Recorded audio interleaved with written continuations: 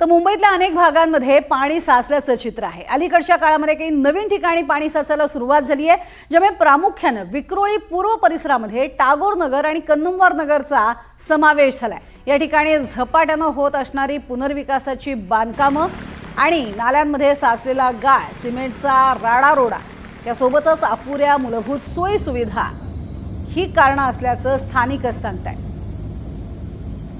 आणि या भागात कधीही पाणी साचत नव्हतं, मात्र आता हे पाणी साचू लागलंय। या संदर्भात तिथल्या नागरिकांशी संवाद साधला आमचे प्रतिनिधी अक्षय कुडकेलवार यांनी। मुंबईचा विक्रोळी पूर्व भाग हा नव्यानं वॉटर लॉगिंग स्पॉट अर्थातच पाणी साचण्याचं ठिकाण बनतंय। कधी नव्हे एवढं पाणी यावेळी विक्रोळी पूर्वच्या रस्त्यांवर गल्ल्यांमध्ये बघायला मिळालं। साधारण 1 ते 1.5 फूट पाणी हे विक्रोळी परिसरातील अंतर्गत रस्त्यावर बघायला मिळालं।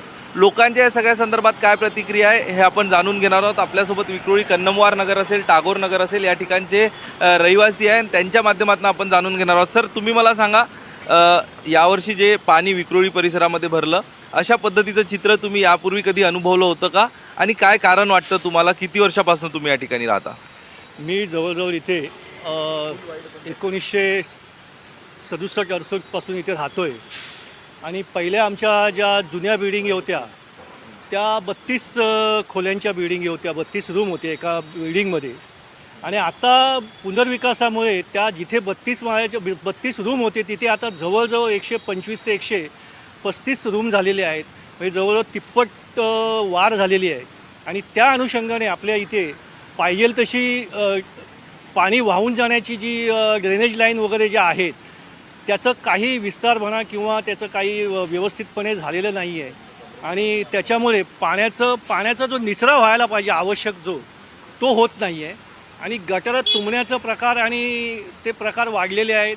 गटारं जी 32 रूमना जी छोटी होती तशीच आहेत, त्याच्यामध्ये काही वाढ झालेली नाही किंवा त्याच्यामध्ये कुठच्याही प्रकारचं सुधारणा केलेली नाही आहे। त्याच्यामुळे ते पाणी तुंबण्याचा प्रकार हे वाढलेले आहे।